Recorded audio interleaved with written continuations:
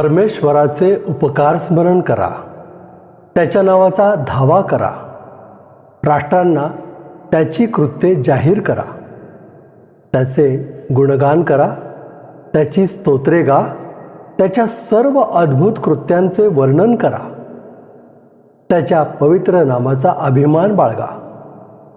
जे परमेश्वरासाठी आतुर झाले आहेत त्यांचे मन हर्षित होवो.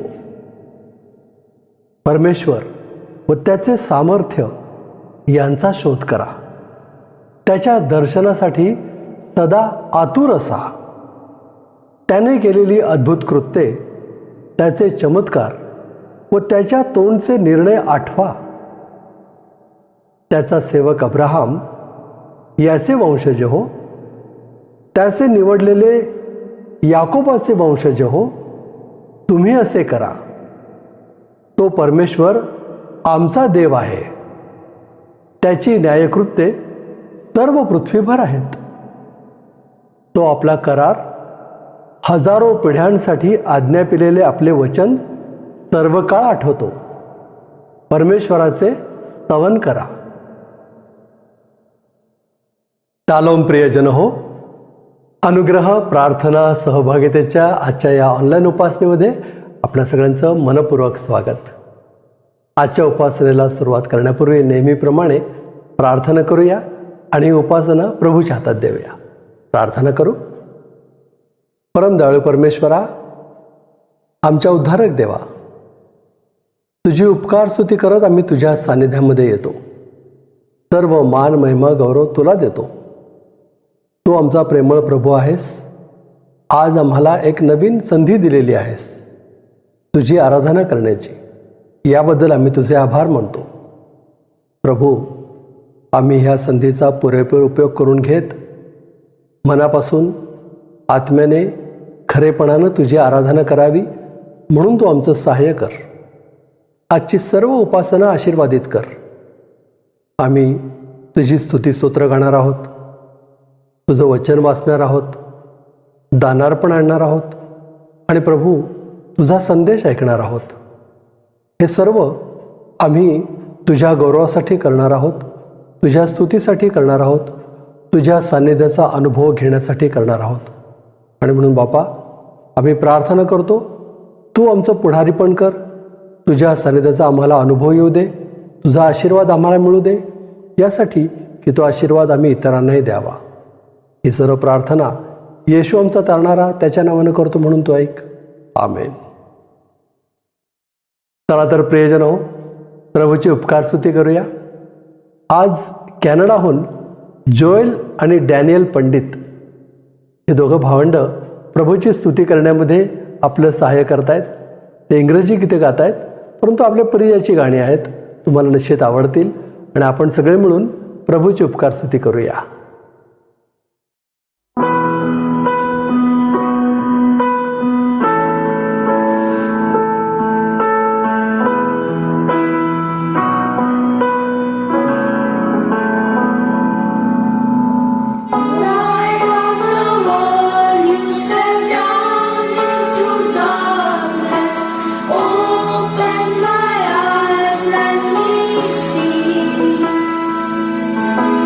Beautiful.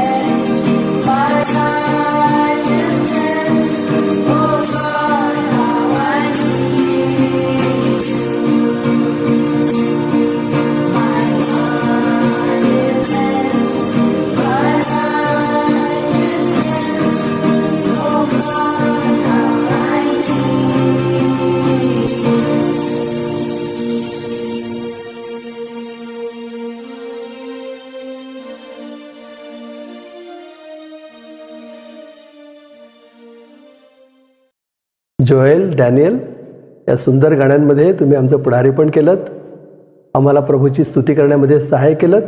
तुमचे मनपूर्वक आभार. प्रियजन हो, चला आता देवाचं वचन वाचूया. आज आपल्यासाठी प्रभूचं वचन वाचतायत पुण्याहून डॉक्टर अमित त्रिभुवन.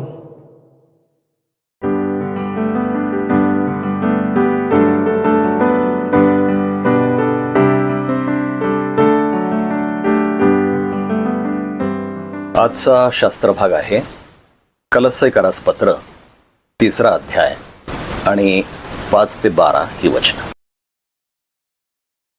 अध्यायाचं शीर्षक आहे ख्रिस्ताबरोबर पुनरुत्थित होण्याचे परिणाम आणि त्यातील 5 ते 12 ही वचनं. कलस्सैकारास पत्र 3रा अध्याय 5 ते 12 ऐकूया. तर पृथ्वीवरील तुमचे अवयव म्हणजे जारकर्म, अमंगळपणा, कामवासना, कुवासना व लोभ याला मूर्ती पूजा म्हणावे, हे जिवे मारा. त्यामुळे आज्ञा मोडणाऱ्या मुलांवर देवाचा कोप होतो. तुम्हीही पूर्वी त्या वासनांमध्ये जगत होता तेव्हा त्यामध्ये तुम्ही चालत होता. परंतु आता क्रोध, संताप, दुष्टपणा, निंदा व मुखाने शिवीगाळ करणे ही सर्व आपणापासून दूर करा. एकमेकांशी लबाडी करू नका, कारण तुम्ही जुन्या मनुष्याला त्याच्या कृतींसह काढून टाकले आहे आणि जो नवा मनुष्य आपल्या निर्माणकर्त्याच्या प्रतिरूपाप्रमाणे पूर्ण ज्ञानात नवा केला जात आहे त्याला तुम्ही धारण केले आहे. यात हेल्लेणी व यहुदी, सुनता झालेला व न झालेला, बर्बर व स्कुथी, दास व स्वतंत्र हा भेदच नाही, तर ख्रिस्त सर्व काही आणि सर्वात आहे.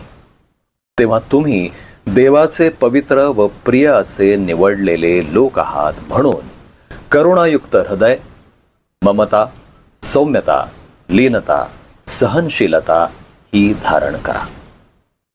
शास्त्रभाग इथे संपतो. प्रभू परमेश्वर वाचलेल्या या वचनांवरती आशीर्वाद पाठवा.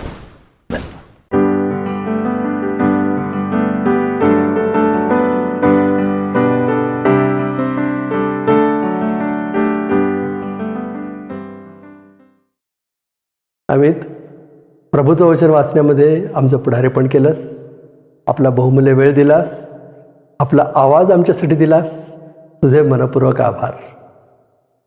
आता दानार्पणाची वेळ झाली आहे. प्रभूच्या आज्ञेनुसार आपण आपलं दान प्रभूच्या चरणी आणूया. उपास्य संगीतामधून हे गीत गाऊया.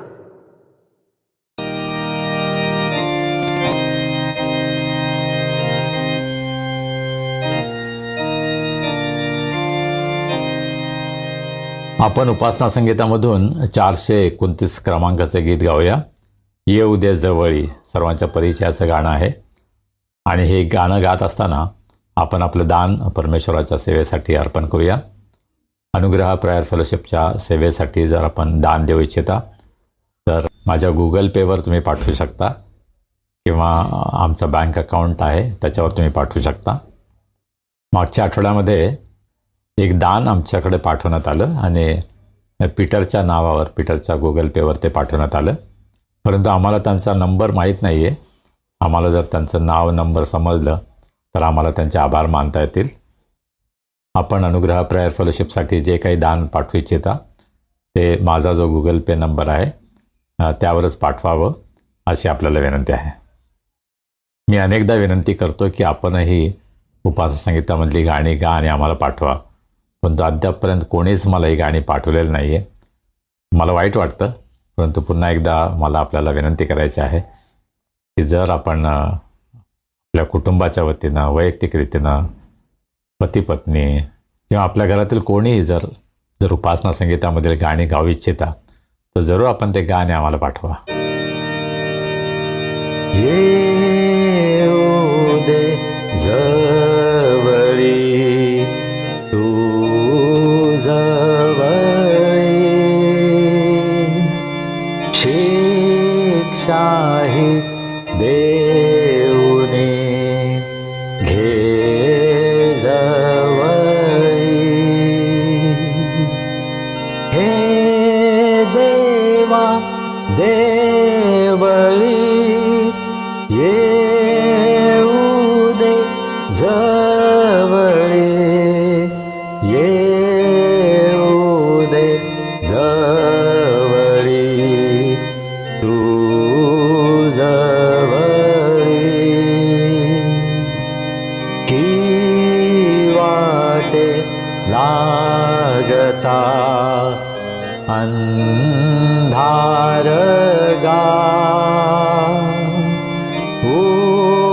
श्वास मिळता केवळ गगन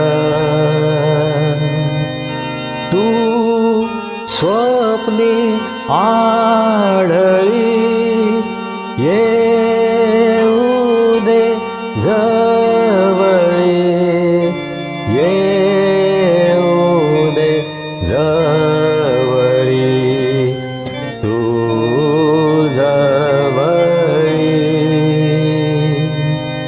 याकोबा तारिखा दे मला भास शिडीने नेटका मार्ग स्वर्गा दूतांची मंडळी नेवो तुझवळी नेवो तुझवळी तुझवळी पुढे मी उठुनी तुला स्तवे धोंडा उभारुनी कृपा वर्णे त्या प्रिय बेथली येऊ दे जवळी येऊ दे जवळी तू जवळी की हर्ष करिता चढे नव सूर्य ओलांडिता काढीन स्व गायीन आभाळी येऊ दे जवळी येऊ दे जवळी तू जवळी. आपण आपलं दान प्रभूच्या गौरवासाठी, त्याच्या सेवेसाठी त्याच्या हातामध्ये सोपूया. प्रार्थना करूया. हे आमच्या अत्यंत प्रेमळ परमेश्वरा, आम्ही तुझे मनापासून उपकार मानतो, कारण तू आमचा जिवंत देव आहेस. तू आमची रोज काळजी घेतोस, आमच्या गरजा पुरवतोस, आम्हाला आरोग्य देतोस. प्रभू, तुझे आशीर्वाद रोज आणि रोज तू आमच्या जीवनावर पाठवतोस. त्याबद्दल आम्ही तुझे मनापासून उपकार मानतो, तुला धन्यवाद देतो, आम्ही तुझी स्तुती करतो. प्रभू, तू आम्हाला जे काही दिलं आहे त्यामधून अत्यंत अल्प असं दान आज आम्ही तुझ्या भांडारामध्ये आणलं आहे. प्रभू, या दानाचं तू स्वीकार कर, हे आशीर्वादित कर. या दानाचा उपयोग तुझं कार्य या जगामध्ये वाढण्यासाठी, अनेकांना तुझी ओळख होण्यासाठी होऊ दे. त्याचप्रकारे अनुग्रह प्रेयर फेलोशिप हा संदेश ऐकत असणाऱ्या प्रत्येकाच्या जीवनामध्ये प्रभू तुझं अद्भुत कार्य होण्यासाठी, त्यांच्या प्रत्येक गरजा पूर्ण व्हाव्यात, त्यांचं जीवन आशीर्वादित व्हावं आणि त्यांच्याद्वारे इतरांना आशीर्वाद मिळावा, यासाठी प्रभू या दानाचा उपयोग तू करून घे, अशी आम्ही तुला विनंती करतो.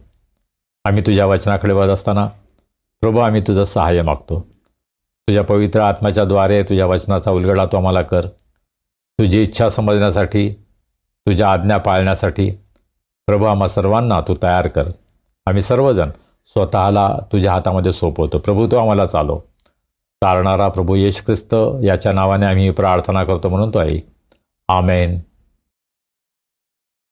प्रियजनो, आता वेळ झाली आहे देवाचा संदेश ऐकण्याची. सध्या आपण कलसेकराच्या पत्राचा अभ्यास करत आहोत. अध्याय 3 आणि वचनं 5 ते 11 यामध्ये प्रभूचा संदेश आपण ऐकणार आहोत. चला तर आपण प्रार्थना करूया आणि आजचे वक्ते रेव्हरंड संजय डेव्हिड गायकवाड यांना प्रभूच्या हाती सोपवूया. प्रार्थना करूया. प्रभू, तुझी उपकारस्तुती करण्यामध्ये आमचं सहाय्य केलंस. आम्हाला तुझं वचन वाचण्याची संधी दिलीस. प्रभू, दानार्पण तुझ्या चरणी आणण्याची संधी दिलीस. तुझे आभार मानतो. प्रभू, आता आम्ही तुझं वचन ऐकणार आहोत. तुझ्या वचनामधून तुझा संदेश ऐकणार आहोत आणि त्यासाठी आम्ही तुझे सेवक रेव्हरंड संजय डेव्हिड गायकवाड यांना तुझ्या स्वाधीन करतो. ते बोलत असताना तू त्यांच्याद्वारे आमच्याशी बोल. त्यांना पवित्र आत्म्याचं मार्गदर्शन मिळू दे अशी आम्ही प्रार्थना करतो. आणि प्रभू, तुझं वचन ऐकल्यानंतर आम्ही ते आमच्या आचरणात आणावं म्हणून तू आमचं सहाय्य कर. ही प्रार्थना येशू आमचा तारणारा त्याच्या नावानं करतो म्हणून तो ऐक. आमेन. चला तर प्रियजनो, आपल्या सगळ्यांचे आवडते रेव्हरंड संजय डेव्हिड गायकवाड प्रभूचा संदेश आपल्यापर्यंत आणत आहेत.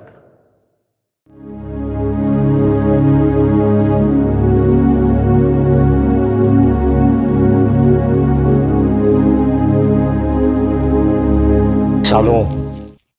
कसे आहात आपण सर्व? देवबापानं आम्हा सर्वांना मागच्या आठवड्यामध्ये सांभाळलं, सुरक्षित ठेवलं, आरोग्य दिलं. त्याच्या सर्व विश्वासूपणाबद्दल, चांगुलपणाबद्दल आपण प्रभूला धन्यवाद देऊया. आणि आज प्रभूची स्तुती आराधना करण्यासाठी, भक्ती करण्यासाठी प्रभूनं आम्हाला इतकी सुंदर संधी दिली, त्याबद्दल मी देवाचे उपकार मानतो. मागच्या रविवारची भक्ती आपल्यासाठी आशीर्वादित झाली आहे, हा माझा विश्वास आहे. प्रभूने एखादी नवीन गोष्ट जर आपल्याला सुचवली असेल, शिकवली असेल, प्रगट केली असेल तर जरूर आम्हाला कळवा. त्यामुळे आम्हाला पण उत्तेजन मिळेल. गेल्या आठवड्यामध्ये आमच्या व्हॉट्सॲप ग्रुपमध्ये डॉक्टर अनुपमा उजगरे यांनी एक प्रश्न विचारला. इस्रायलमध्ये जे अनेक पर्यटक जातात, विशेषतः ख्रिस्ती पर्यटक, ते तिथे गेल्यानंतर यार्देन नदीमध्ये बाप्तिस्मा घेतात. परंतु त्या ठिकाणची परिस्थिती काय आहे, ते पाणी किती गढूळ आहे आणि ज्या पद्धतीनं तो बाप्तिस्मा दिला जातो त्याचं पावित्र्य, गांभीर्य त्या ठिकाणी पाळलं जात नाही असं त्यांना वाटलं. आणि मग त्यावरून त्यांनी आम्हाला प्रश्न विचारला की बाप्तिस्मा म्हणजे काय? आणि मग आमच्या व्हॉट्सॲप ग्रुपमध्ये आम्ही बाप्तिस्मा या विषयावर चर्चा सुरू केली. अर्थात मी सर्वांना हे सांगितलं की रेडीमेड काही फॉरवर्ड्स पाठवू नका. तुमचं काय मत आहे? प्रभूनं तुम्हाला काय शिकवलेलं आहे? तुमचा व्यक्तिगत अनुभव काय आहे? याविषयी आम्हाला सांगा. आणि सर्वांनी फार सुंदर विचार मांडले. त्या सर्वांचा मी अतिशय आभारी आहे. बाप्तिस्मा किती महत्त्वाचा विषय नाही का? ख्रिस्ती मंडळीमध्ये दोन प्रमुख जे विधी आहेत, एक म्हणजे बाप्तिस्मा आणि दुसरं म्हणजे प्रभुभोजन. दुसरे विधी आहेत, लग्नाचा विधी आहे, अंत्यविधी आहे, दृढीकरण आहे आणि इतर गोष्टी आहेत. परंतु हे जे दोन अत्यंत महत्त्वाचे विधी कदाचित दर रविवारी किंवा महिन्यातून एकदा तरी प्रभुभोजन विधी हा मंडळीमध्ये पाळला जातो, साजरा केला जातो. परंतु त्याविषयीचं शिक्षण दिलं जातं का? आपल्या मंडळीमध्ये बाप्तिस्मा, प्रभुभोजन याविषयी कधी शिक्षण दिलं आपल्याला सांगता येईल? गेल्या महिन्यामध्ये, गेल्या 6 महिन्यामध्ये, गेल्या वर्षामध्ये? मला ज्या प्रतिक्रिया मिळाल्या त्यामधून मला हे समजते की बहुतेक चर्चमध्ये अशा प्रकारचं शिक्षण दिलंच जात नाही. पहा, हे जर इतके महत्त्वाचे विधी आहेत तर मग त्याविषयी आम्हाला कितीतरी शिक्षण मिळण्याची गरज आहे, नाही का? आणि ज्या प्रकारे पाळक साहेबांची जबाबदारी आहे त्याच प्रकारे मंडळीमध्ये जे इतर सर्व पुढारी आहेत, तुम्ही वडील असाल, तुम्ही कमिटी मेंबर असाल, तुम्ही कोणी असा, याविषयी तुम्ही विचार करायला पाहिजे की आपल्या मंडळीमध्ये या महत्त्वाच्या विधींसंबंधी, सिद्धांताविषयी, ख्रिस्ती जीवनाशी निगडीत असे काही विषय आहेत, त्याच्यावर आम्ही चर्चा करतो का? मला खूप आनंद वाटतो की आमच्या अनुग्रह प्रेयर फेलोशिपच्या व्हॉट्सॲप ग्रुपमध्ये याविषयी चर्चा करतो. तुम्ही जर अद्याप हा ग्रुप जॉईन केला नसेल तर माझी आपल्याला विनंती आहे की आपलं नाव आणि नंबर आम्हाला पाठवा आणि या व्हॉट्सॲप ग्रुपमध्ये तुम्हाला सहभागी करून घ्यायला आम्हाला निश्चितच आनंद वाटेल. आणि माझी खात्री आहे की तुम्हाला पुष्कळ शिकायला मिळेल, एकमेकांपासून आपल्याला शिकायला मिळेल, एकमेकांची सहभागिता आपल्याला मिळेल, एकमेकांना आम्हाला उत्तेजन देता येईल. आणि म्हणून जरूर आमच्या व्हॉट्सॲप ग्रुपमध्ये सहभागी व्हा. प्रभू ज्या प्रकारे मार्गदर्शन करेल, सुचवेल त्या प्रकारे पुढच्या काही दिवसांमध्ये, आठवड्यांमध्ये कदाचित या विषयावर आपण आपल्या या भक्तीमध्ये सुद्धा चर्चा करूया. मी अद्यापही माझे विचार मांडलेले नाही आहेत. परंतु सर्व सभासदांना मी विनंती केली आहे की त्यांनी आपले विचार मांडावेत. कोणी एकच बरोबर आहे असं नाही, किंवा दुसऱ्यांना कमी लेखण्यासाठी, त्यांच्या उणीवा दाखवण्यासाठी आपण हे सांगावं असं नाही. परंतु माझा काय अनुभव आहे, माझा काय विश्वास आहे, तो मला सांगता आला पाहिजे. आणि खात्रीपूर्वक या विषयावर मला बोलता येईल का, याची आपण स्वतःच पडताळणी घ्यायला पाहिजे. जर मला माझ्या घरामध्ये शिकवायचं असेल, मला संडे स्कूलमध्ये शिकवायचं असेल, यूथ फेलोशिपमध्ये शिकवायचं असेल, प्रेयर ग्रुपमध्ये शिकवायचं असेल, तर या विषयावर माझी तयारी आहे का? आणि म्हणून आम्ही प्रत्येकानं याचा अभ्यास करणं अतिशय महत्त्वाचं आहे. मागच्या आठवड्यामध्ये एका नावाची निदान मराठी मंडळांमध्ये खूप चर्चा झाली असा माझा विश्वास आहे, आणि ते म्हणजे जमायमा. जेमिमा किंवा जमायमा हिनं ICC वर्ल्ड कप महिला विश्वचषकच्या सेमीफायनलमध्ये 127 रन्स काढले. त्यामुळे भारतीय महिला संघाला फायनलमध्ये प्रवेश करता आला. परंतु आणखीन एक महत्त्वाची गोष्ट घडली. ज्यावेळेस तिचा इंटरव्ह्यू घेण्यात आला त्यावेळेस तिने प्रभू येशूचे आभार मानले, आपल्या आईवडिलांचे आभार मानले, आणि त्याच्यावरून फार मोठं वादळ उठलं.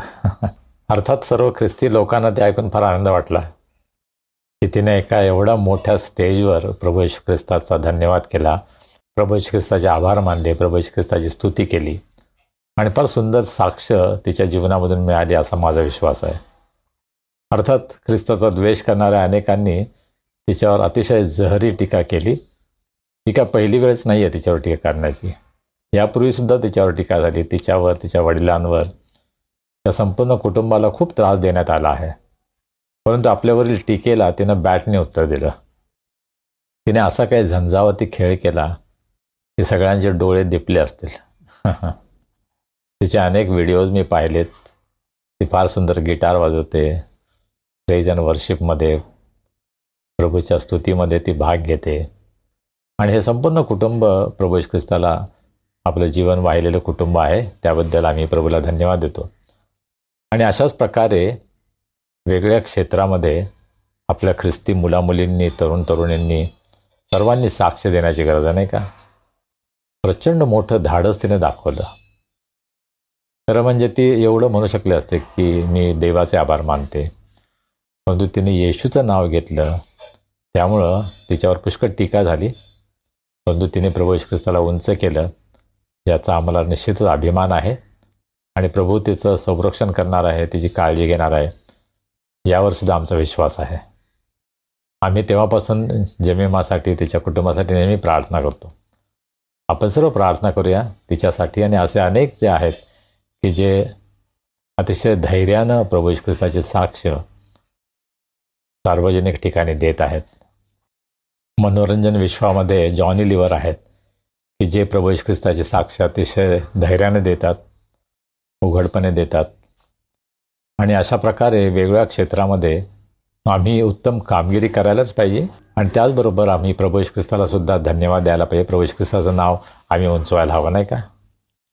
गेल्या रविवारच्या भक्तीमध्ये उत्कर्षा जाधव आणि तिचा भाऊ अक्षय कदम या दोघांनी अतिशय सुंदर गाणी सादर केली. प्रभूची स्तुती आराधना करण्यामध्ये आमचं पुढारी पण केलं, सहाय्य केलं. त्याबद्दल या बहीण भावांचा मी अतिशय आभारी आहे. ते दोघे अतिशय उच्च शिक्षित आहेत, परंतु त्याच प्रकारे प्रभूने जी कला त्यांना दिली आहे त्या कलेचा उपयोग प्रभूच्या सेवेसाठी, गौरवासाठी ते करतात. त्याबद्दल आम्हाला आनंद वाटतो. आपल्यामध्ये असे अनेक आहेत की ज्यांना प्रभूनं दानं दिली आहेत, परंतु त्या दानांचा उपयोग आपण प्रभूच्या सेवेमध्ये करत आहोत का, हा प्रश्न आहे. आपल्यामधील एक अतिशय सिनियर सभासद ब्रदर प्रमोद वाघमारे यांनी मराठीमध्ये अतिशय सुंदर शास्त्रवाचन केलं. त्याबद्दल त्यांचाही मी आभारी आहे. अनुग्रह प्रेयर फेलोशिपच्या या भक्तीमध्ये शास्त्रवाचन करण्यासाठी, गीत गाण्यासाठी, प्रार्थना करण्यासाठी किंवा इतर कोणत्याही माध्यमातून सहभागी होण्याची जर आपली इच्छा असेल, जरूर आमच्याशी संपर्क करा आणि तुम्हाला यामध्ये भाग द्यायला आम्हाला निश्चित आनंद वाटेल. आपण आपल्या पवित्रशास्त्राच्या अभ्यासाकडे वळूया. कलसेकरास पत्र याचा 3रा अध्याय 8व्या वचनापर्यंत आपण मागच्या वेळेस अभ्यास केला आणि 9व्या वचनापासून पुढे आज आपण पाहणार आहोत. 9वं वचन, एकमेकांशी लबाडी करू नका, कारण तुम्ही जुन्या मनुष्यास त्याच्या कृतींसह काढून टाकले आहे. पौल कलस्य येथील मंडळीला लिहित असताना आता 9व्या वचनामध्ये एकाच गोष्टींचा उल्लेख करतो, लबाडी करू नका. त्याच्या अगोदर आपण पाहिलं तर त्याने काय सांगितलं होतं, जार कर्म, अमंगळपणा, कामवासना, कुवासना, लोभ याला मूर्तीपूजा म्हणावे, हे जिवे मारा असं पौलाने सांगितलं. त्यानंतर 8व्या वचनामध्ये क्रोध, संताप, दुष्टपण, निंदा, मुखाने शिवीगाळ ही सर्व आपणापासून दूर करा. ही मोठी लिस्ट तो देतो. पण 9व्या वचनामध्ये आल्यानंतर मात्र तो एकाच गोष्टीवर जणू काय भर देतो आणि तो असं म्हणतो की एकमेकांशी लबाडी करू नका. या अगोदर त्यानं वेगवेगळ्या दुर्गुणांचा उल्लेख केलेला आहे, वेगवेगळ्या पापांचा उल्लेख केलेला आहे. परंतु या ठिकाणी जणू काही तो थोडंसं जास्त स्पष्टीकरण देत आहे, एकमेकांशी लबाडी करू नका. लबाडीविषयी पवित्रशास्त्र काय सांगतं? पुष्कळ ठिकाणी आहे. आपण उत्पत्तीच्या पुस्तकापासून सुरुवात केली तर अनेक ठिकाणी वेगवेगळे लोक कशा प्रकारे त्यांनी लबाड्या केल्या, त्याचे परिणाम काय झाले याविषयी आपण वाचतो. परंतु मी नव्या करारामध्ये फक्त पाहू इच्छितो प्रभू येशू ख्रिस्तानं लबाडीविषयी काय सांगितलं. यहुदी पुढारी, शास्त्री, परुषी यांच्याशी बोलत असताना प्रभू येशू ख्रिस्त त्यांच्याशी काय बोलला? योहान कृष्णवर्तमान 8व्या अध्याय 44व्या वचनामध्ये प्रभू असं म्हटला, तुम्ही आपला बाप सैतान यापासून झाला आहात आणि तुमच्या बापाच्या वासनांप्रमाणे करावयास इच्छिता. तो प्रारंभापासून मनुष्य घातक होता, म्हणजे खुनी होता. तो सत्यात टिकला नाही, कारण त्याच्यामध्ये सत्य नाही. तो खोटे बोलतो तेव्हा तो स्वतःचे बोलतो, कारण तो लबाड व लबाडीचा बाप आहे. सैतान हा लबाड आणि लबाडीचा बाप आहे. आणि उत्पत्तीच्या पुस्तकामध्ये आदाम आणि हवा यांना त्याने कसं फसवलं त्याचं वर्णन आपल्याला आढळतं, नाही का? ज्यावेळेस हवेनं सापाला सांगितलं, सैतानाला सांगितलं की परमेश्वराने आम्हाला आज्ञा दिली, ज्यावेळेस आम्ही हे फळ खाऊ त्यावेळेस आम्ही मरणार. सैतानाने काय सांगितलं? नाही नाही नाही, तुम्ही निश्चित मरणार नाही, उलट तुमचे डोळे उघडतील, तुम्ही देवासारखे व्हाल. पण किती मोठी लबाडी केली, नाही का त्याने? आणि ती सुरुवात झालेली आहे आणि ती सुरुवात आत्तापर्यंत चालू आहे. आणि यहुदी पुढाऱ्यांना प्रभू येशू ख्रिस्ताला सांगावं लागलं की जो तो लबाड आणि लबाडाचा बाप, त्याचे तुम्ही मुलं आहात. किती भयंकर आरोप केला, नाही का? आपण प्रेषितांच्या कृत्यामध्ये येतो 5व्या अध्यायामध्ये आपल्याला हनन्या आणि सफीरा यांची गोष्ट आढळते. काय झालं त्या ठिकाणी? पेत्र हनन्या आणि सफीरांना काय म्हटला बरं? प्रेषित 5:3 मध्ये पेत्र म्हणतो, हनन्या, तू पवित्र आत्म्याशी लबाडी करावी व जमिनीच्या किमतीतून काही ठेवून घ्यावे म्हणून सैतानाने तुझे मन का भरवले आहे? आणि मग 4थ्या वचनाच्या शेवटी, तू मनुष्याशी नव्हे तर देवाशी लबाडी केली आहेस. हनन्यावर पेत्रानं हा आरोप केला की तू देवाशी लबाडी केली, तू पवित्र आत्म्याशी लबाडी केली. त्यानं खरं म्हणजे आपल्या घरी ते ठरवलं होतं, मनात ठरवलं होतं, पण तो आपल्या मनामध्ये सुद्धा त्यानं पवित्र आत्म्याशी लबाडी केलेलं आहे. हे पेत्र त्याला अतिशय स्पष्टपणे सांगत आहे. पुढे आपण एफेसकरास पत्राच्या 4थ्या अध्यायामध्ये येतो, ज्या ठिकाणी पौल जुनं जीवन नवीन जीवितक्रम याविषयी सांगत आहे. आणि त्याविषयी सांगत असताना 4थ्या अध्यायाच्या 25व्या वचनामध्ये पौल असं म्हणतो, म्हणून लबाडी सोडून देऊन तुम्ही प्रत्येकजण आपापल्या शेजाऱ्याबरोबर खरे बोला. लबाडी सोडून द्या. विश्वासणाऱ्यांना पौल त्या ठिकाणी सांगत आहे, तुमचा हा नवीन जीवितक्रम आहे, त्याच्यामध्ये तुम्ही लबाडी करण्याचं थांबवा. आपण योहानाचं पहिलं पत्र याकडे जेव्हा येतो तेव्हा 1ल्या अध्यायामध्ये 6व्या वचनामध्ये योहान असं म्हणतो, त्याच्याबरोबर आपली सहभागिता आहे असे जर आपण म्हणतो पण अंधारात चालतो तर आपण खोटे बोलतो, सत्याने वागत नाही. आणि पुढे जाऊन 10व्या वचनामध्ये योहान असं म्हणतो, आपण पाप केले नाही असे जर आपण म्हटले तर आपण त्याला म्हणजे देवाला लबाड ठरवतो आणि त्याचे वचन आपल्या ठाई नाही. पुढे जाऊन दुसऱ्या अध्यायाच्या 22व्या वचनामध्ये योहान असं म्हणतो, येशू हा ख्रिस्त आहे हे जो नाकारतो त्याच्याशिवाय कोण लबाड आहे? जो पित्याला व पुत्राला नाकारतो तोच ख्रिस्त विरोधी आहे. लबाडी करणं म्हणजे ख्रिस्त विरोधी, अशा प्रकारे अतिशय कठोर शब्दामध्ये योहान विश्वासणाऱ्यांशी बोलत आहे. आणि मग योहानाचं तिसरं पत्र, 3 आणि 4 वचन, कारण तू सत्याने चालतोस अशी तुझ्याविषयी बंधुजनांनी येऊन साक्ष दिली, त्यावरून मला अत्यानंद झाला. माझी मुले सत्यात चालतात हे ऐकून मला आनंद होतो, तितका दुसऱ्या कशानेही होत नाही. लबाडीच्या अपोजिट, लबाडीच्या विरोधी काय आहे? सत्य. माझी मुलं सत्यात चालतात, लबाडी करत नाहीत पण ते सत्यात चालतात. अशा प्रकारे योहान विश्वासणाऱ्यांचं कौतुक करत आहे.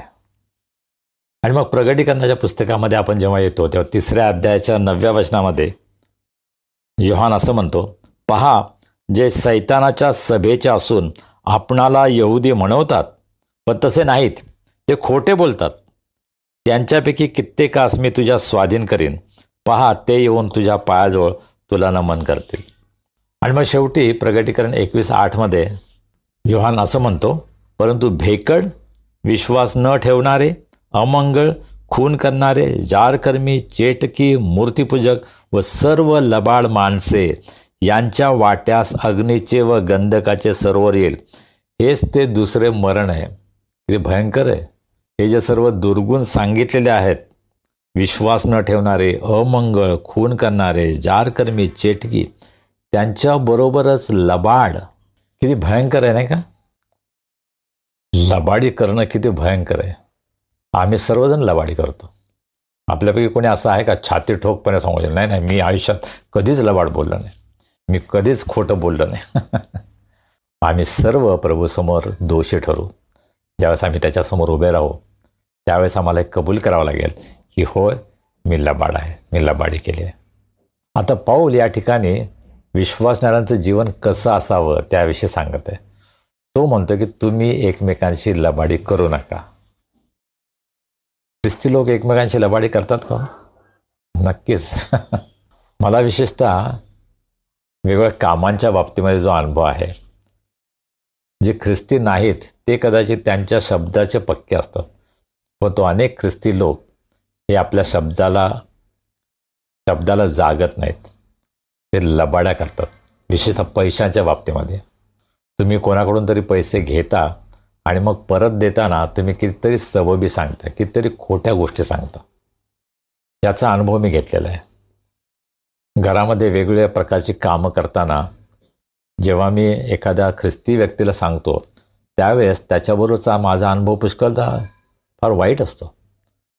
जो ख्रिस्ती नाही तो जास्त प्रामाणिकपणे काम करतो.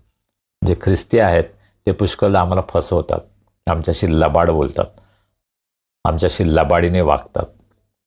आणि हे भयंकर सत्य आज ख्रिस्ती मंडळीमध्ये आहे. मग किती भयंकर गोष्ट नाही का? प्रभू येशू ख्रिस्त आम्हाला म्हणतो की तुम्ही एकमेकांशी लबाडी करू नका. पाऊल विश्वासणाऱ्यांना सांगत आहे तुम्ही एकमेकांशी लबाडी करू नका. पण तो आमचा अनुभव काय आहे? ख्रिस्ती लोक हे नेहमीच एकमेकांशी लबाडी करतात. मला माहीत नाही तुमचा अनुभव काय आहे, पण तो माझा अतिशय वाईट अनुभव आहे की ख्रिस्ती लोक एकमेकांशी लबाडी करतात. आणि दुसरे जेव्हा माझ्याकडे पाहत असतील त्यांचाही कदाचित हाच अनुभव असेल की मी सुद्धा त्यांच्याबरोबर लबाडी केली आहे. आणि आम्ही येशू ख्रिस्ताच्या नावाला खरोखर काळिमा फासतो नाही का, आपल्या वागण्यामुळं, आपल्या बोलण्यामुळं. आणि आमच्यासाठी ही सावधगिरीची सूचना आहे. It's a warning for us की आम्ही एकमेकांशी लबाडी करू नये. मला हा अनुभव UBSमध्ये असताना सुद्धा आला. ज्यावेळेस UBSमध्ये परीक्षा देण्यासाठी विद्यार्थी यायचे, फार क्वचित असं घडलेलं आहे, पण हा अनुभव मला आलेला आहे. आणि दुसऱ्या सुद्धा कॉलेजेसमध्ये ज्या ज्या ठिकाणी मी शिकवलं त्या ठिकाणी सुद्धा विद्यार्थी परीक्षेच्या वेळेला लबाड्या करतात, कॉपी करतात. पहा, बायबलच्या विषयावर परीक्षा देत असताना सुद्धा आम्ही लबाडी करतो. किती भयंकर आहे नाही का हे? बायबलसुद्धा आम्हाला जर लबाडी करून पास व्हायचं असेल, बायबलमध्ये सुद्धा आपल्याला जर प्रावीण्य मिळवायचं असेल, बक्षीस मिळवायचं असेल, तर त्या ठिकाणी जर आपण लबाडी करतो तर त्या बक्षिसाला, त्या यशाला काय अर्थ आहे का? आम्ही कोणाला फसवतो? परंतु आज ख्रिस्ती समाजाची मंडळीची शोकांतिका आहे की आम्ही आध्यात्मिक बाबतीमध्ये सुद्धा कितीतरी लबाडा करतो. ज्यावेळेस आम्हाला चर्चला जायला उशीर होतो किंवा एखाद्या प्रार्थना सभेला जायला उशीर होतो किंवा आम्ही जात नाही, त्यावेळेस आम्ही कितीतरी सवयी सांगतो, नाही का? कारण म्हणजे त्या सर्व खोट्या सवयी असतात. मुख्य कदाचित कारण हे असतं की आमची इच्छा नसते किंवा आम्हाला उशीर झालेला असतो. असे बरेच कारण आहेत. परंतु आम्ही बहुतेक आपली चूक कबूल करत नाही. आम्ही सवयी सांगतो, त्या लबाड असतात. खोटेपणा असतो आमच्या. हा खोटेपणा हा केवळ शब्दामध्ये नाही, आमच्या कृतीमध्ये नाही, परंतु आमच्या प्रवृत्तीमध्ये सुद्धा खोटेपणा असतो. कदाचित ज्या व्यक्तीचा आम्हाला राग येतो त्या व्यक्तीशी बोलताना आपण किती प्रेमानं बोलतो. अंतःकरणामध्ये त्या व्यक्तीविषयी द्वेष असतो, परंतु आम्हाला ते दाखवायचं नसतं. आणि मी अनेक मंडळांमध्ये पाहिलं की एकमेकांशी वागताना इतका खोटेपणा असतो, इतका देखावा असतो. प्रत्यक्ष त्या व्यक्तीविषयी आपल्या मनात द्वेष असतो, परंतु जगाला आम्ही दाखवत नाही. ते आपल्या मनामध्ये असतं. ते मला ही व्यक्ती अजिबात आवडत नाही, आय हेट दिस पर्सन. परंतु दाखवताना आपण दाखवतो, हो आम्ही किती चांगले आहोत, आमचे किती चांगले संबंध आहेत, आम्ही एकमेकांचा किती आदर करतो, आम्ही एकमेकांवर किती प्रेम करतो. कधी कधी देवाच्या सेवकांविषयी आम्ही असंच वागतो का? आपल्या पाळक साहेबांविषयी, आपल्या वडीलधाऱ्यांविषयी आम्ही अशाच प्रकारे एक खोटा एक देखावा करत असतो का? दांभिकता आम्ही दाखवत असतो का? एकमेकांशी लबाडी करू नका. अतिशय स्पष्ट शब्दामध्ये विश्वासणाऱ्यांना पाऊल ही सूचना करतो. आणि मग तो पुढे असं म्हणतो, कारण तुम्ही जुन्या मनुष्यास त्याच्या कृतींसह काढून टाकले आहे. तुम्ही जुन्या मनुष्यास काढून टाकले आहे. कोण हा जुना मनुष्य? आम्ही सर्व आदामाचे मुलं आहोत. आदामाचा स्वभाव आमच्यामध्ये आहे. आणि प्रभू येशू ख्रिस्ताचा स्वीकार करण्यापूर्वी आम्ही आपल्या सर्व पापामध्ये होतो, आम्ही अंधकारामध्ये होतो, पण त्यामधून देवाने आम्हाला बाहेर काढलं. जुन्या आदामापासून, जुन्या जीवनापासून त्याने आम्हाला मुक्त केलं. आणि आता आम्ही देवाची मुलं झालो आहोत. आम्ही आता नवीन झालो आहोत. पहा, देवानं जेव्हा आम्हाला निर्माण केलं तेव्हा कसं निर्माण केलं? त्याच्या प्रतिरूपामध्ये. God made us in his own image. God created us in his own image. आम्ही सर्व देवाच्या प्रतिमेमध्ये तयार झालो. परंतु जेव्हा आदामानं पाप केलं तेव्हा आम्ही पापाचे आणि सैतानाचे गुलाम झालो. देवाची जी प्रतिमा आपल्यामध्ये आहे ती भ्रष्ट झाली, नष्ट झाली. होय, आम्ही देवाची निर्मिती आहोत, परंतु ती भ्रष्ट निर्मिती झाली आहे.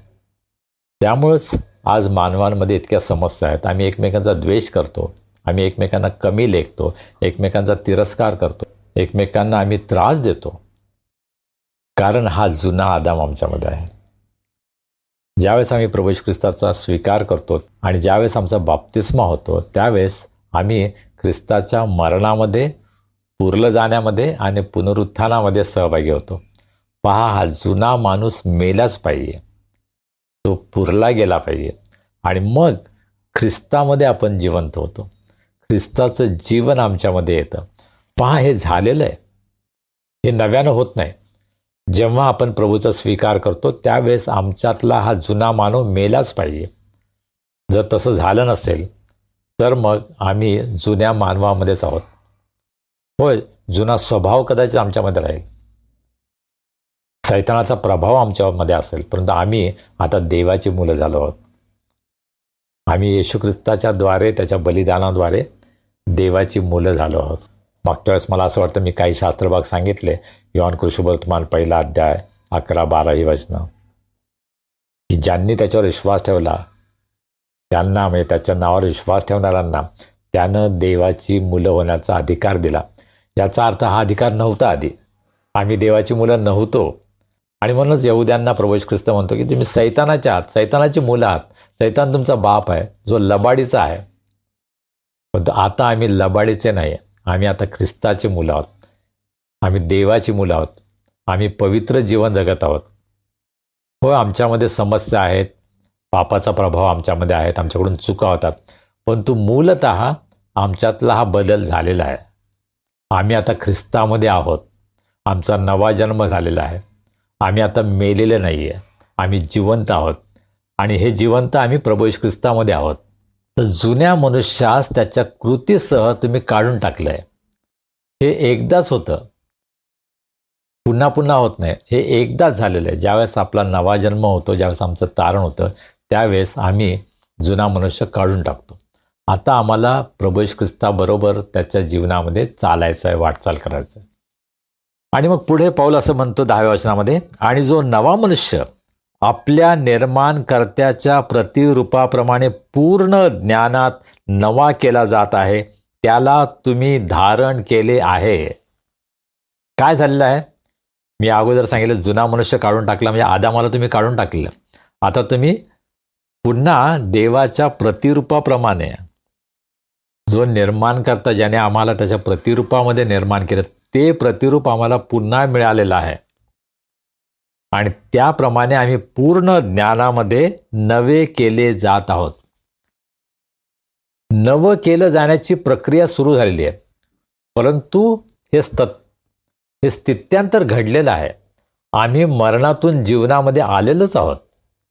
आम्ही सैतानाची मुलं होतो, आता आम्ही देवाची मुलं झालो आहोत. हे झालेलंच आहे, परंतु आता आम्हाला देवाच्या मुलासारखं जगायचं आहे आणि त्या जगण्यासाठी आम्हाला देवाच्या ज्ञानाची गरज आहे. देवाच्या ज्ञानामध्ये आम्हाला नवीन होण्याची गरज आहे. आणि कसं होऊ शकतं? पहिली गोष्ट देवाच्या वचनाद्वारे.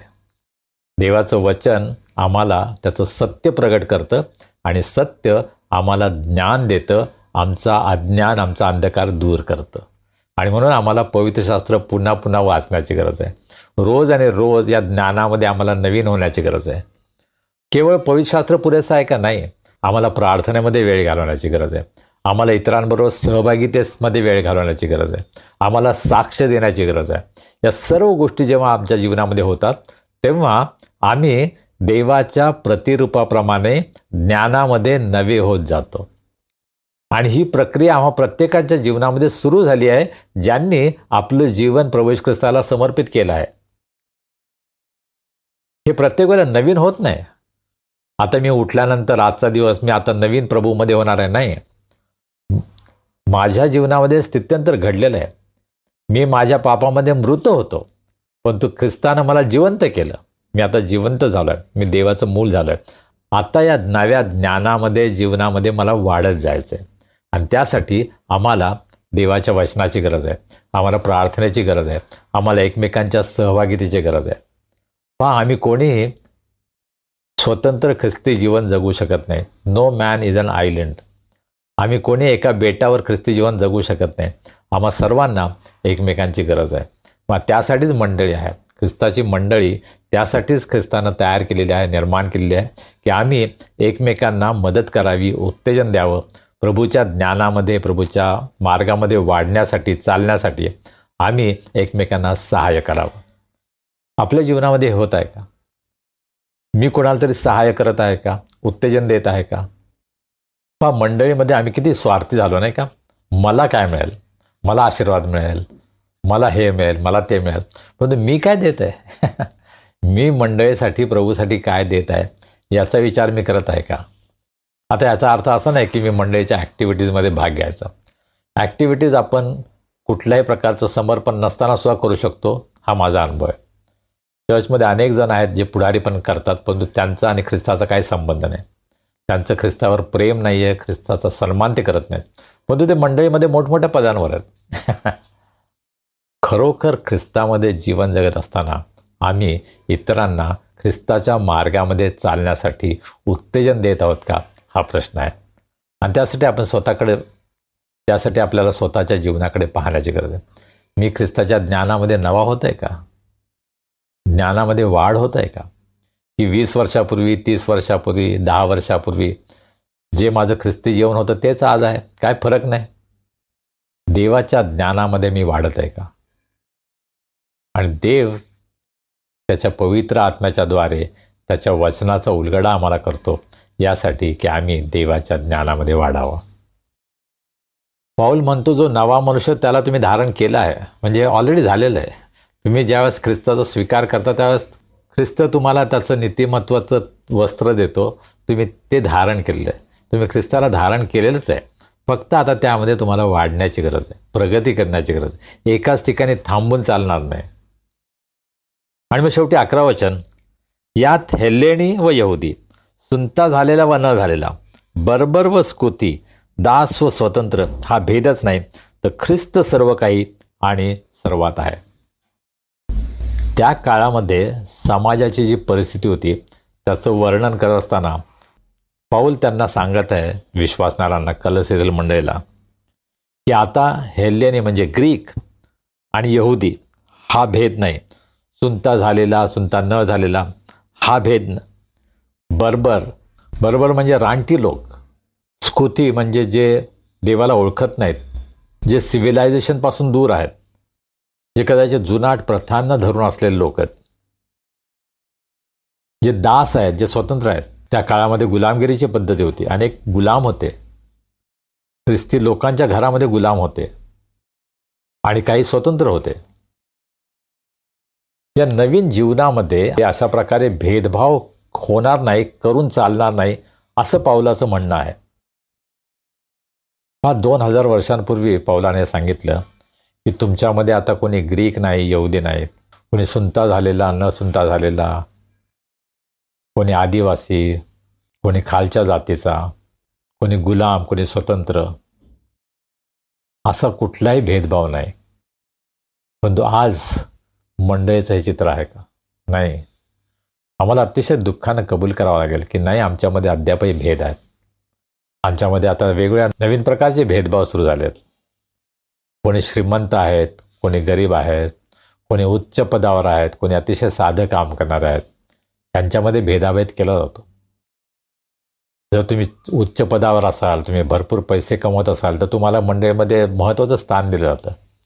जर तुम्ही सर्वसामान्य असाल, समजा तुम्ही एखाद्या शाळेमध्ये झाडू मारायचं काम करत असाल, तर तुम्हाला मंडळीमध्ये पुढारी पण दिलं जाईल? नाही. तुम्हाला कमी लेखलं जाईल, खाली लेखलं जाईल. जाती व्यवस्था भारतामध्येच आहे, परंतु त्या जाती व्यवस्थेचा पगडा मंडळीवर सुद्धा प्रचंड आहे.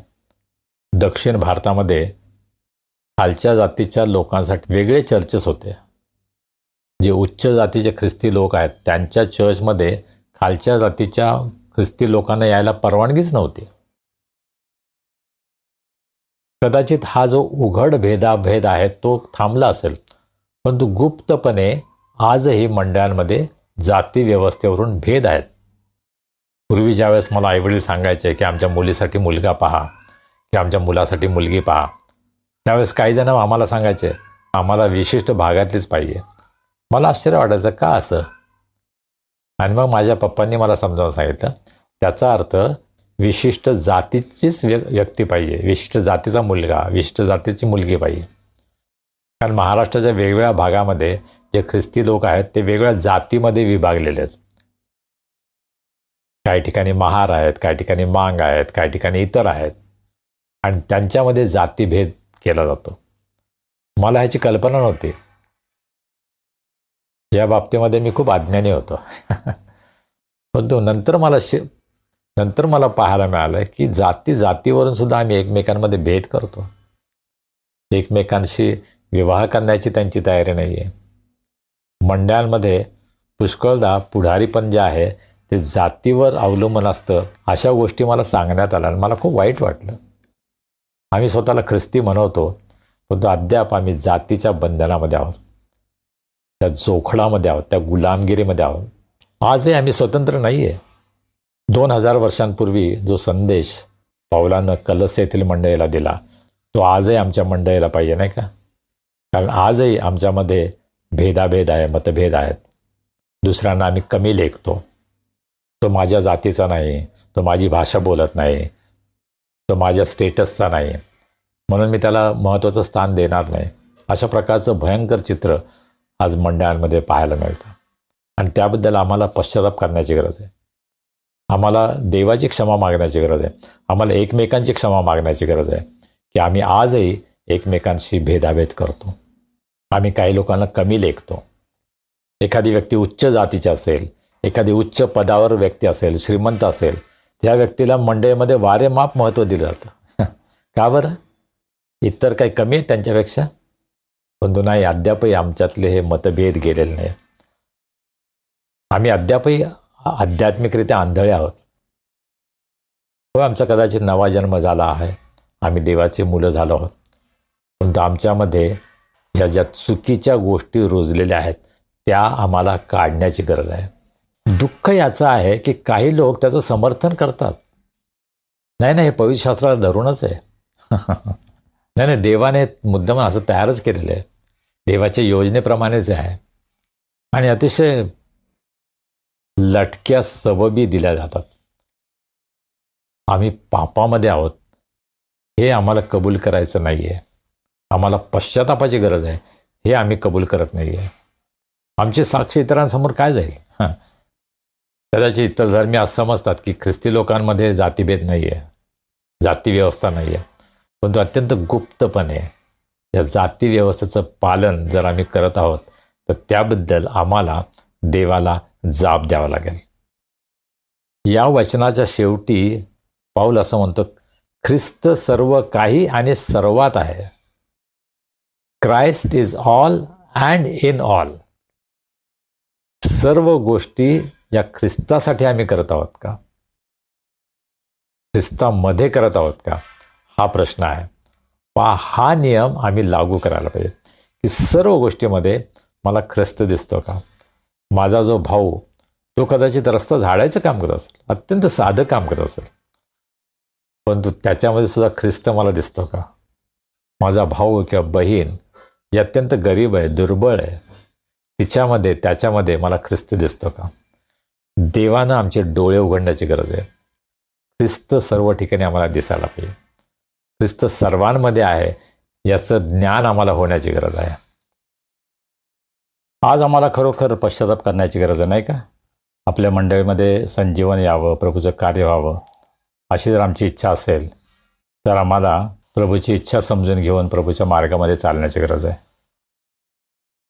जे नवीन जीवन प्रभूने आम्हाला दिलं आहे त्या नवीन जीवनामध्ये वाटचाल करत असताना आमच्यामध्ये ज्या जुन्या गोष्टी आहेत, जुन्या सवयी आहेत, जुनी पाप आहेत, ते आम्हाला काढून टाकावं लागतील. प्रभू त्याच्या वचनाद्वारे, त्याच्या पवित्र आत्म्याच्याद्वारे आम्हा प्रत्येकाच्या जीवनामध्ये कार्य करो. त्याची प्रतिमा आपल्या जीवनामधून प्रगट व्हावी यासाठी देव आम्हा सर्वांना सहाय्य करो. आमेन. प्रार्थना करूया. सर्व समर्थ जिवंत प्रभुदेवा, आम्ही तुझे मनापासून उपकार मानतो. आज तू आम्हा सर्वांना तुझ्या वचनाचा अभ्यास करण्यासाठी कृपा पुरवलीस. प्रभू, तुझं वचन सत्य आहे. तुझं वचन आमचं मार्गदर्शन करतं, आम्हाला उत्तेजन देतं, आम्हाला धीर देतं. आज तू जे काय आम्हाला शिकवलं आहे त्यावर आम्ही अधिक मनन करावं आणि प्रभू आम्ही तुझ्या मार्गामध्ये चालावं. तुझे गुण आम्ही प्रगट करावेत, इतरांना तुझी साक्ष आम्ही द्यावी, यासाठी आम्हा सर्वांचं तू सहाय्य कर. आमच्यामध्ये कोणी निराश आहेत, दुःखी आहेत, आजारी आहेत, संकटात आहेत, त्रासात आहेत, प्रभू आम्ही त्यांना तुझ्या दयासनासमोर उंच करतो.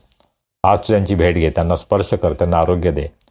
तुझी शांती, तुझा आनंद त्यांच्या जीवनामध्ये त्यांना अनुभवास येऊ दे. त्यांची प्रत्येक गरज तू पूर्ण कर प्रभू.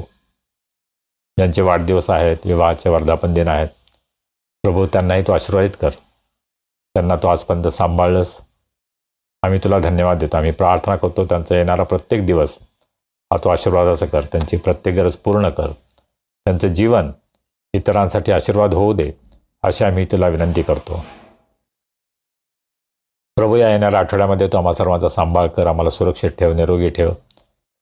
तुझी स्तुती आराधना करण्यासाठी पुन्हा एकदा तू आम्हाला एकत्र आण. मान, महिमा, गौरव आम्ही तुला देतो आणि ही प्रार्थना तारणारा प्रभू येशू ख्रिस्त याच्या नावाने आम्ही करतो म्हणतो आहे. आमेन. प्रभूने शिकवलेली प्रार्थना करूया. हे आमच्या स्वर्गातील बापा, तुझे नाम पवित्र मानले जाओ, तुझे राज्य येवो, जसे स्वर्गात तसे पृथ्वीवरही तुझ्या इच्छेप्रमाणे हो. आमची रोजची भाकर आज आम्हाला दे, जसे आम्ही आपल्या अपराधांची क्षमा करतो तसे तू आम्हाला आमच्या अपराधांची क्षमा कर, आणि आम्हास परीक्षित नकोस, तर आम्हास वाईटापासून सोडव, कारण की राज्य, सामर्थ्य आणि गौरव ही सर्व काळ तुझीच आहेत. आमेन. आणि आता देव बापाची प्रीती, प्रभू येशू ख्रिस्ताची कृपा, पवित्र आत्म्याची सहभागिता, शांती, आनंद आणि आरोग्य आम्हा सर्वांसह, आमच्या कुटुंबाबरोबर, देवाच्या सर्व लोकांबरोबर आता आणि सदा सर्व काळ असो. आमेन. सुवंद्य देवा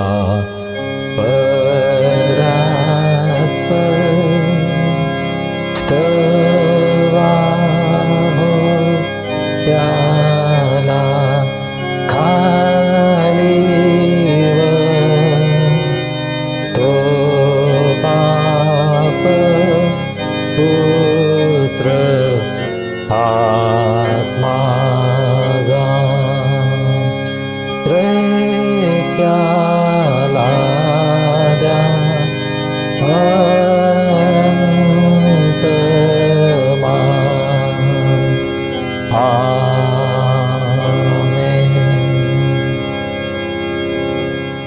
शालोम. काय प्रियजन हो, आजची उपासना आवडली? प्रभू तुमच्याशी बोलला, प्रभूनं तुम्हाला आशीर्वाद दिला. मग तुम्हाला माहिती आहे, हा आशीर्वाद आपल्या मित्रमंडळी, नातेवाईकांना द्यायचा आहे. त्यांना या उपासनेची लिंक पाठवायची आहे. करणार ना? चला, आता भेटूया पुढील रविवारी. आणि हो, पुढील रविवारी आपण प्रभुभोजन घेणार आहोत. तेव्हा तयारीनिशी उपासनेमध्ये सामील व्हा. आता भेटूया पुढील रविवारी. तोपर्यंत शालोम.